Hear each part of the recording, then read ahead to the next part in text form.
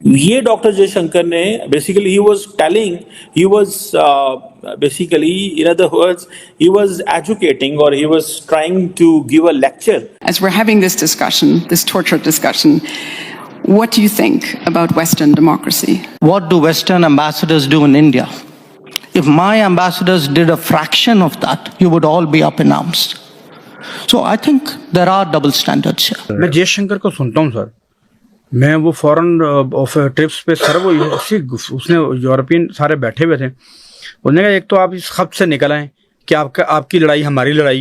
ये जो जयशंकर का पाकिस्तान को टारगेट करना और जयशंकर का यूरोप को भी टारगेट करना, और ये जयशंकर और अमेरिका इक्वली यूरोप को हिपोक्रेट कह रहे हैं। सो उन्होंने कहा कि जो वेस्टर्न एम्बेसडर्स इंडिया में करते हैं, अगर वो इंडियन एम्बेसडर आप उधर करे, यूरोप में करे, तो आप हमारे साथ लड़ना शुरू कर दें।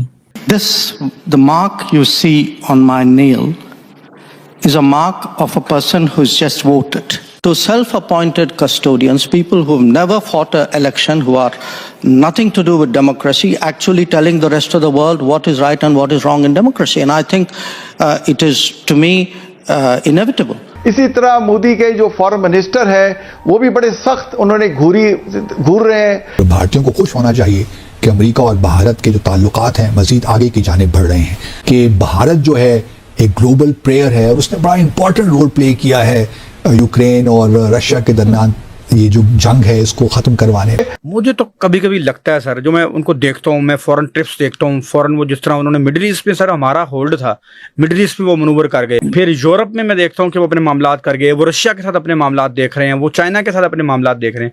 ऐसा लगता है कि कम से कम फॉरेन पॉलिसी के लिहाज से इंडिया ने पाकिस्तान को आउट क्लास कर दिया। इंडिया को देखो तो ओमान में, मिडिल ईस्ट में उनके लाखों लोग रह रहे हैं, वहाँ पे वो छोटे छोटे पोस्ट पे नहीं। देखो चाइना किस चीज में आगे, चाइना मैन्युफैक्चरिंग कर रहा है, पर इंडिया अपने जो लोग होते हैं उनको एक्सपोर्ट करता है। अगर किसी ने कुछ सर्विसेज लेनी है वो इंडिया से ही सर्विसेज लेते हैं। हाँ। और इंडिया की जो इकोनॉमी किस बूम की साइड पे जा रही है ना, इंडिया की जो रेलेवेंस है इस खित्ते में, हाँ। हम बिल्कुल इग्नोर नहीं कर सकते। दोस्तों, एक जमाना होता था कि भारत के अंदर कोई भी हरकत होती थी ना, पश्चिमी मीडिया उठा के भारत को खूब लताड़ता था। और मजेदार बात यह है दोस्तों कि इन्होंने कभी भी भारत की साइड नहीं ली है, इन्होंने हमेशा जो भारत का गलत पहलुओं को दिखाया। लेकिन आज हिम्मत नहीं होती जल्दी से किसी की बोलने की, और अगर बोलता भी कोई है तो डॉक्टर जयशंकर उनके घर में जाकर धो देते हैं। आप देखिए कितनी बड़ी बात डॉक्टर जयशंकर ने बोल दी है यूरोप के अंदर बैठ के, कि तुम्हारे घर के अंदर कुछ होता है तो तुम कुछ नहीं बोलते हो, हमारे घर में क्यों इंटरफेयर करते हो। डॉक्टर जयशंकर ने एक बार अमेरिका को भी ये बात बोल दी थी। दोस्तों, ये बात बोलना आसान नहीं है, खास तौर से एशियन कंट्रीज के लिए। चाइना की इतनी हिम्मत नहीं हुई है दोस्तों वो जाके ये बोल दे, लेकिन डॉक्टर जयशंकर हैं। और यही बात आज पाकिस्तानी भी मानते हैं कि जो डॉक्टर जयशंकर के अंदर हिम्मत है, इतनी पाकिस्तानी में किसी में इतनी हिम्मत नहीं है जो जाके बोल दे। कमेंट्स कीजिएगा दोस्तों, वीडियो को लाइक और चैनल को सब्सक्राइब जरूर कीजिएगा। Thank you. मैं जयशंकर को सुनता हूँ सर, मैं वो फॉरेन ऑफ ट्रिप्स पे सर वो उसने यूरोपियन सारे बैठे हुए थे, उन्होंने कहा एक तो आप इस खत से निकल आए कि आपकी लड़ाई हमारी लड़ाई है और हमारे मसले आपके मसले नहीं हैं। इस खत से ज़रा निकल आए। यूरोप का मसला सारी दुनिया का मसला होना चाहिए और सारी दुनिया का मसला यूरोप का मसला नहीं होना चाहिए। मुझे तो कभी कभी लगता है सर, जो मैं उनको देखता हूँ, मैं फॉरेन ट्रिप्स देखता हूँ, फॉरेन वो जिस तरह उन्होंने मिडिल ईस्ट में सर हमारा होल्ड था, मिडिल ईस्ट में वो मनूवर कर गए, अमेरिका क्वाड 4 उन्होंने बना दिया, फिर यूरोप में मैं देखता हूँ कि वो अपने मामलात कर गए, वो रशिया के साथ अपने मामलात देख रहे हैं, वो चाइना के साथ अपने मामलात देख रहे हैं। ऐसा लगता है कि कम से कम फॉरेन पॉलिसी के लिहाज से इंडिया ने पाकिस्तान को आउट क्लास कर दिया सर। नहीं, वो तो जाहिर है, उन्होंने चाइना से दुश्मनी अपनी वेस्ट को बेची है ना। हाँ जी, पाकिस्तान को भी समझ नहीं आ रही, हम 2 दिन हम चाइना के साथ होते हैं, 2 दिन हम अमेरिका के साथ होते हैं। पाकिस्तान के अंदर हमें पोस्ट कोल्ड वॉर हमारी इंटरनेशनल पोजीशनिंग क्या होनी है, इस पे कोई सीरियस काम नहीं हुआ। अच्छा। और ये एक बहुत संजीदा एक मामला है और मसला है। इसके ऊपर पाकिस्तान में एक बड़ी जो है वो एक एकेडमिक डिबेट चाहिए पहले कि आखिर हमने आखिर करना क्या। क्योंकि वो नहीं बुलाएंगे जिस किस्म का पाकिस्तान कोशिश कर रहा था कि हम ब्रिक्स में एंटर हो। इवन के रशिया भी रशियन मीडिया जो सरकारी मीडिया है ना वो पाकिस्तान को वेलकम कर रहा था। इसके अलावा इंडिया भी चाइना भी वेलकम कर रहा था।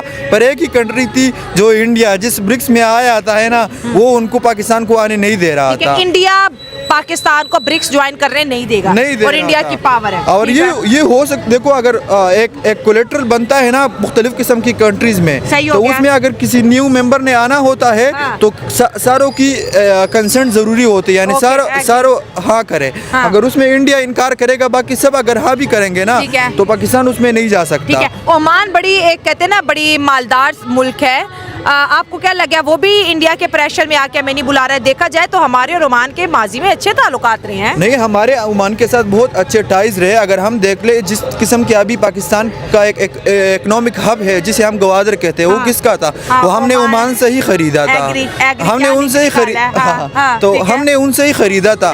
लेकिन इंडिया को देखो तो ओमान में मिडिल ईस्ट में उनके लाखों लोग रह रहे हैं। वहाँ पे वो छोटे छोटे पोस्ट पे नहीं, देखो चाइना किस चीज में आगे, चाइना मैन्युफैक्चरिंग कर रहा है पर इंडिया अपने जो लोग होते हैं उनको एक्सपोर्ट करता है। अगर किसी ने कुछ सर्विसेज लेनी है वो इंडिया से ही सर्विसेज लेते हैं। और इंडिया की जो इकोनॉमी किस बूम की साइड पे जा रही है ना, इंडिया की जो रेलेवेंस है इस खित्ते में हम बिल्कुल इग्नोर नहीं कर सकते। ठीक है, बात ये कि देखिए ओमान ने पाकिस्तान को इग्नोर कर दिया तो साबित हो गया कि इंडिया ने पाकिस्तान को इंटरनेशनली आइसोलेट कर दिया। एग्री कर रहे हो इस बात से? कुछ हद तक।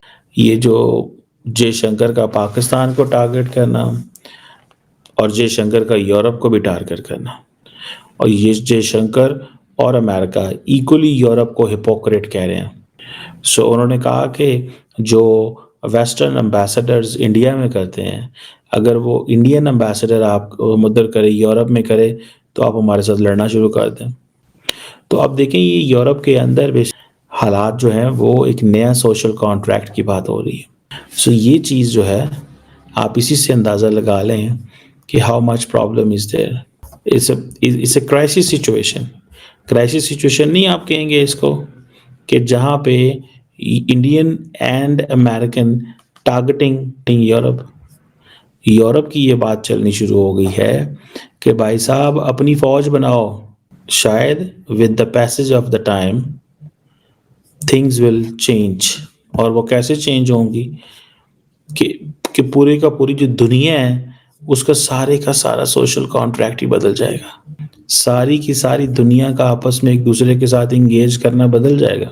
अमेरिकन्स एंड बाकी जो हैं वो आपस में इसी तरह ही अब एक नई लड़ाई शुरू हो जाएगी।